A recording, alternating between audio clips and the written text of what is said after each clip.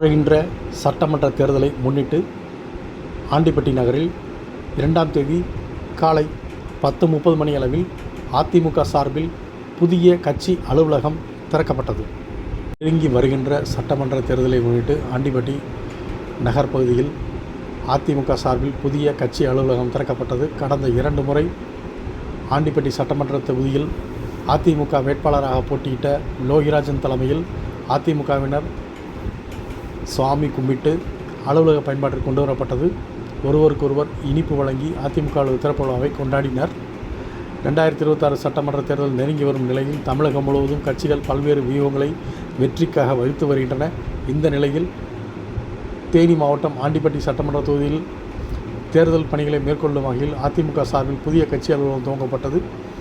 ஆண்டிப்பட்டி தேனி சாலையில் துவங்கப்பட்ட இந்த கட்சி அலுவலகம் திறக்கப்பட்டதை கொண்டாடும் விதமாக அதிமுகவினர் இனிப்பு வழங்கி தங்கள் மகிழ்ச்சியை வெளிப்படுத்தினர். மேலும் இந்த தொகுதியில் அதிமுக வெற்றி பெறுவதற்கு இந்த அலுவலகம் பெரும் உதவியாக இருக்கும், அதற்கான பயன்பாட்டிற்கு கொண்டு வரப்பட்டுள்ளதாகவே தெரிவித்தனர்.